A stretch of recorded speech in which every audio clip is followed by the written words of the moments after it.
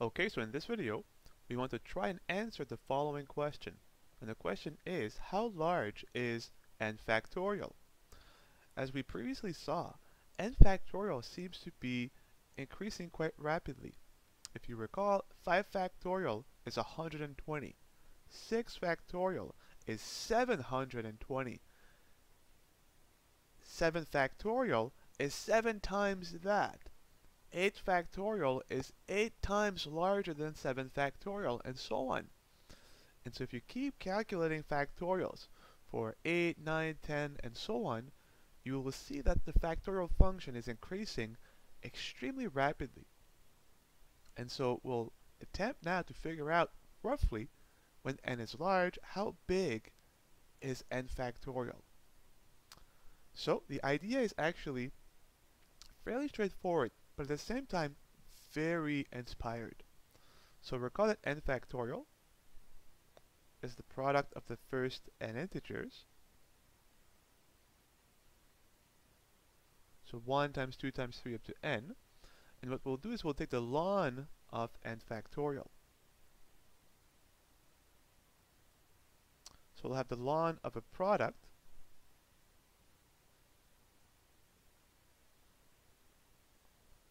and if you recall, the ln of a product is the sum of the individual logarithms. So this will be ln of 1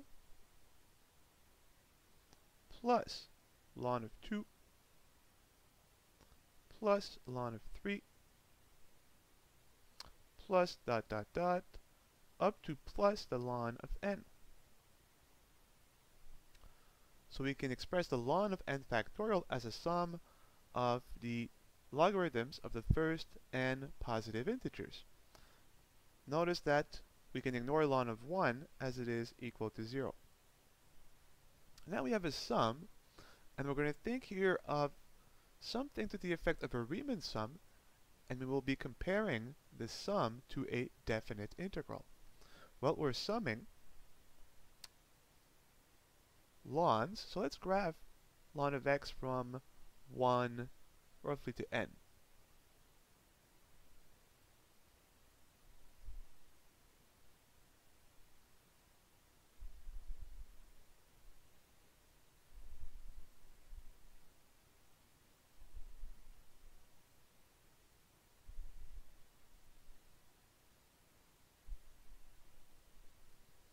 So here's a graph of ln of x. Ln of 1 is 0.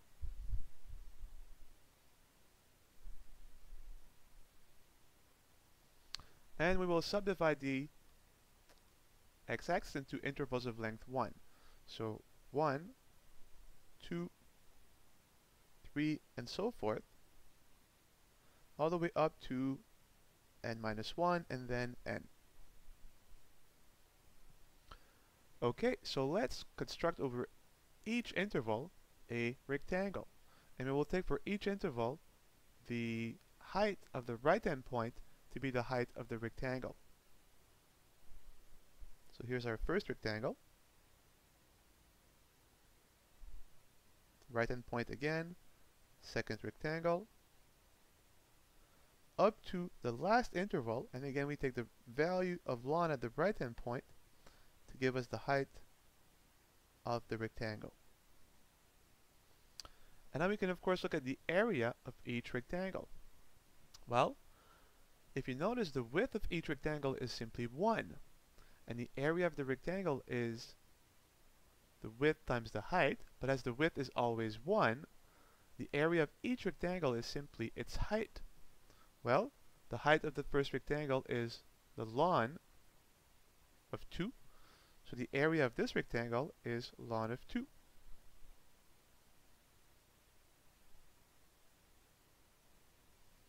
The height of the second rectangle is the ln of 3, so the area of this rectangle is ln of 3. Again, ln of 3 times 1 is ln of 3.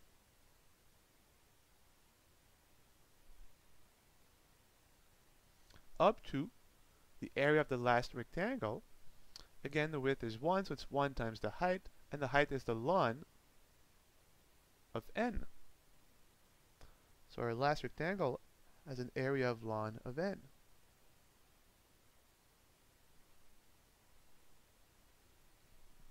And so you see if you add the area of each rectangle, you have the area of a region made up of these rectangles that is larger than the area that is below the curve y equals ln of x from 1 to n. So this sum, ln of 2 plus ln of 3 plus ln of n, as ln of 1 is 0, is at least as big as the area below ln of x from 1 to n. But as ln of x is positive from 1 to n, the area below the curve is the definite integral of the function from 1 to n. And now we can evaluate this using first integration by parts and then the fundamental theorem of calculus. So let's do this now. So we have the integral of ln of x dx from 1 to n. Now here, the first thing you should do is find the antiderivative of ln of x. And this you can do, and I will leave this up to you, using integration by parts. If you let u be ln of x and dv be dx, you will find that the antiderivative to ln of x is quite simply x ln of x minus x. And now of course we apply, because the function is continuous from 1 to n for any integer n, we can now apply the fundamental theorem of calculus. The definite integral is the antiderivative from 1 to n. Now let's evaluate. The antiderivative at n will give us n times the ln of n minus n minus the antiderivative at the lower bound 1. So 1 times ln of 1, but ln of 1 is 0, so this goes away, minus 1. So in the end, well, what are we left with? N ln of n minus n. And here, I will use a property of the logarithmic function. I will bring the n as an exponent here. This is the ln of n to the n. And you'll see why I'm doing this very shortly. If you recall, we can always move the exponent inside of the ln as a multiple of the logarithmic function. So minus n minus minus 1 plus 1. So now, let's see what this gives us. If you go back up, we had that the ln of n factorial was at least as big as the integral from 1 to n of ln of x. But we now have evaluated the integral. And so the ln of n factorial is larger than this, which is equal to this. So if we piece this together, the ln of n factorial is at least as big as this, which is equal to this.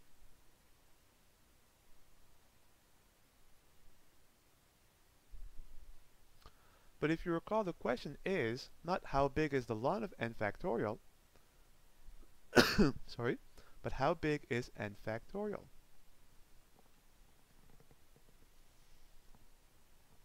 Well, to cancel the ln, we simply have to exponentiate with the natural exponential. If you recall, if a is at most b, then e to the 8 is at most e to the b, as e to the x is an increasing function. So this is a side comment. So we can exponentiate both sides with e, and this will preserve the inequality. So we'll have e to the ln of n factorial will be bigger than e to the right-hand side.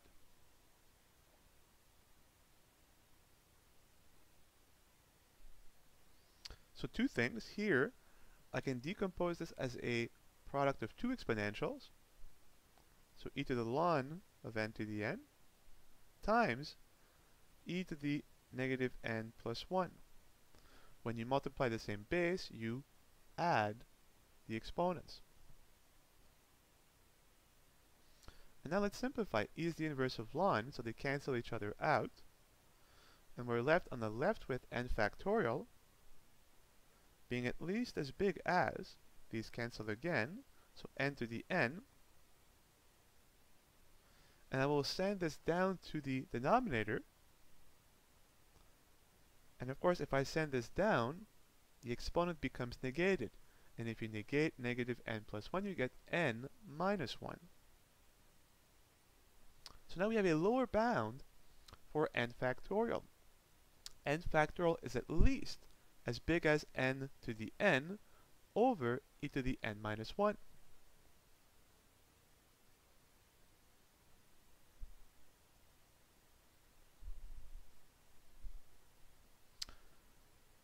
So we have a lower bound. Let's now, using a almost the same argument, construct an upper bound for n factorial. So we want to also have n factorial is no bigger than some other expression. So we'll go back to the geometric picture. You'll see the argument is the same as the one we've just used.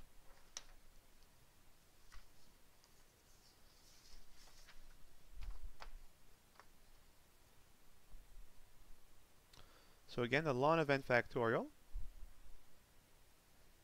was the ln of 1 plus the ln of 2 plus the ln of 3 plus all the way up to the ln of n. Ln of 1 again can be ignored as it is equal to 0. And now let's again sketch ln of x from 1, and now we'll go up to n plus 1.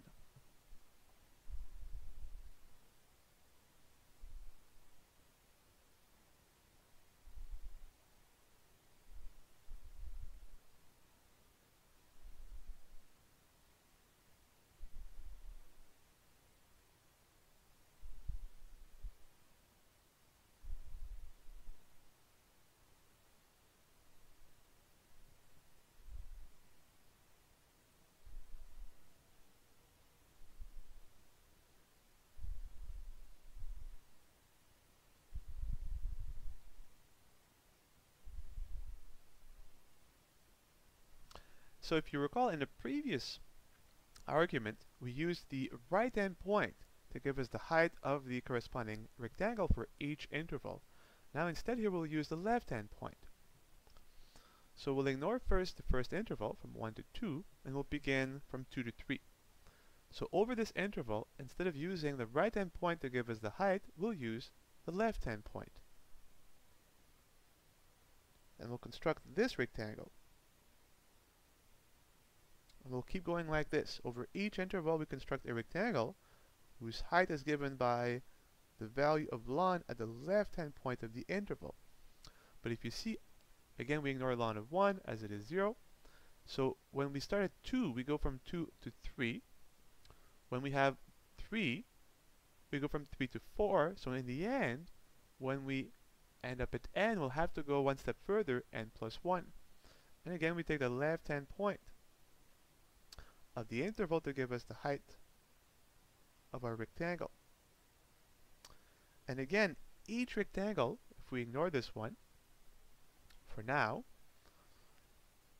each rectangle has width 1, and so the area of the rectangle in each case will be simply the height. Well, the height of this rectangle is the ln of 2.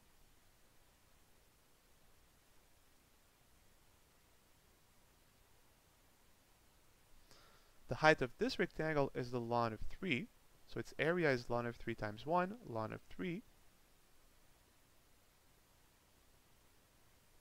all the way up to the area of this rectangle, again, base times the height, but the base is length 1, times the height, which is again the ln of n.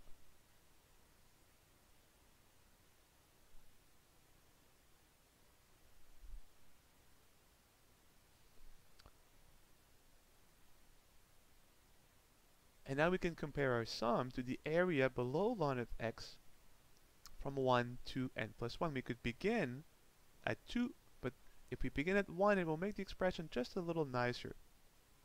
Because again, Ln of 2 is the area of this rectangle. Ln of 3 is the area of this rectangle up to ln of n, the area of our last rectangle. So if we add up ln of 1 from up to ln of n, we have the total area of all these rectangles. And we can see by choosing the left-hand point to give us the height, the area of the rectangles in total will be slightly smaller than the area below ln of x from 1 to n plus 1. So this would be no bigger than the area below ln of x from 1 to n plus 1. So we've already said that the antiderivative of ln of x was x ln of x minus x. So let's evaluate this definite integral. This will be rather short.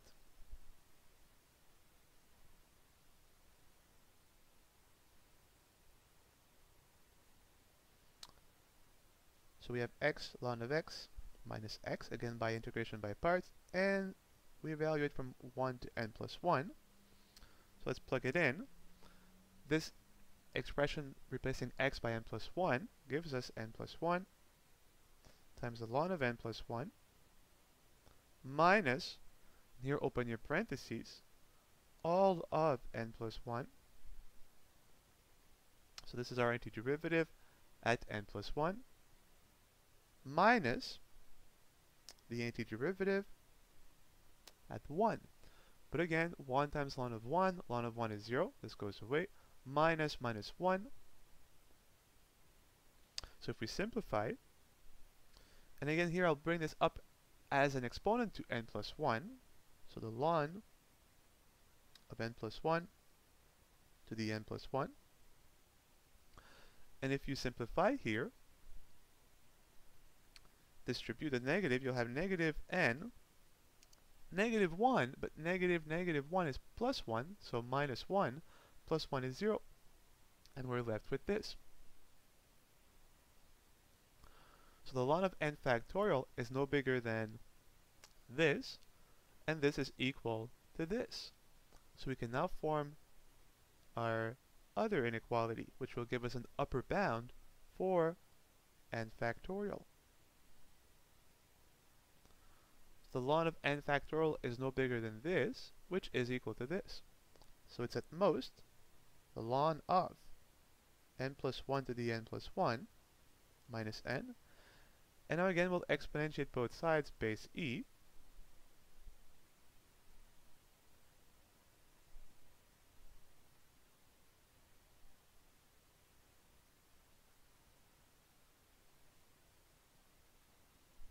We'll split these two up.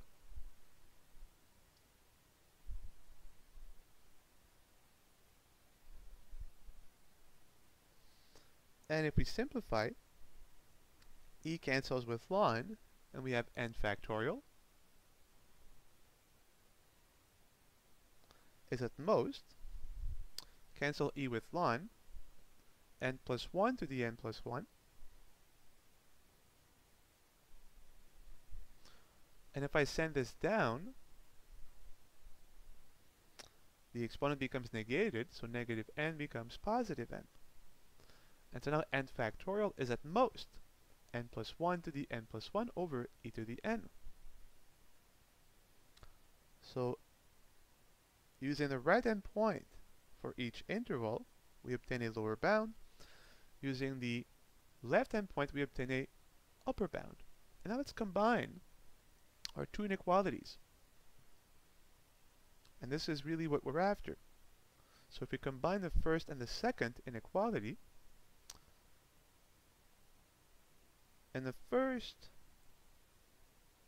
part of our discussion, we had that n factorial was at least as big, if you go back, as n to the n over e to the n minus 1. And now with the left-hand point, it's also at most n plus 1 to the n plus 1 over e to the n. This is true for every n. And what's interesting here is you can see that the lower bound and the upper bound are pretty darn close to each other. right? This is a little bigger than this, but not by much. So we have a pretty good estimate on the size of n factorial. And we'll finally give the simplest possible conclusion. Again, it's a little off, but it's pretty darn good as well. So how big is n factorial, roughly speaking? Well, we have an e to the n minus 1 and e to the n. These are basically the same, so we'll take the simplest one, e to the n, for our denominator.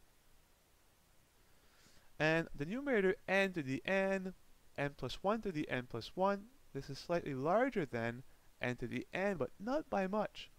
So again, we'll take the simpler one, n to the n. And this is what you should take from this discussion.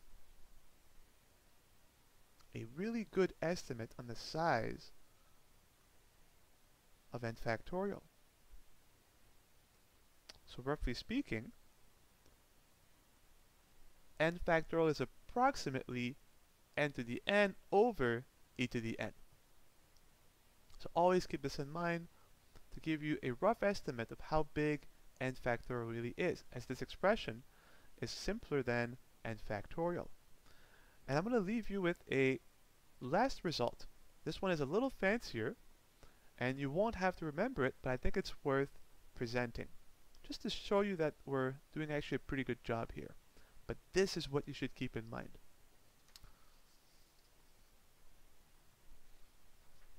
So here's the last thing I'm going to give you, and this is a much fancier result, and proving this requires a lot more work. But this is actually true. In the limit as n goes to infinity, if you take n factorial over the square root of 2 pi n times, now this will look familiar, n to the n over e to the n, this is what we just obtained, this limit is actually equal to 1. So what does it mean? Well, if the ratio of n factorial over the root of 2 pi n times n to the n over e to the n is 1, this means that when n is big, n factorial over this is roughly equal to 1, so n factorial must be roughly root of 2 pi n times n to the n over e to the n. And this is again when n is large. As here we're letting n tend to infinity. So when n is very large, n factorial is roughly the size of the root of 2 pi n times n to the n over e to the n. And if you go back, what we had just said, and this we actually proved rigorously, is that n factorial is approximately n to the n over e to the n. So we were kind of missing this term, but if you think of it, if you break this up, this is the root of 2 pi times the root of n. So it's a constant times the root of n. And compared to, in terms of size, to n to the n and e to the n, root of n is so much smaller than n to the n and e to the n that we can really ignore it for all intent and purpose and only look at the dominant term, which is n to the n over e to the n. Why I'm showing you this is this is kind of a wild result. If you think of it, n factorial is simply the product of the first n integers, 1 times 2 times 3 times 4 up to n. And what's wild here is that this is approximately when n is large, this expression where e, the natural exponential, comes up, but not only e, but pi as well. So this is rather a surprising result. So just to show you that there's something interesting in the factorial, pi and e both show up. But again, I really want to emphasize that from now on, when you think of how big is n factorial, keep in mind it's roughly just n to the n over e to the n. And you have to appreciate how clever our solution was. We did not tackle n factorial directly, we took the ln of n factorial, turned this into a sum. If we just go back here, and we thought of the sum as a Riemann sum, giving us the sum of area of rectangles, which we then compared to the exact area below ln of x, and this we were able to evaluate using the fundamental theorem of calculus. So an extremely inspired and elegant way of coming up with an estimate for how big n factorial is. And that's it.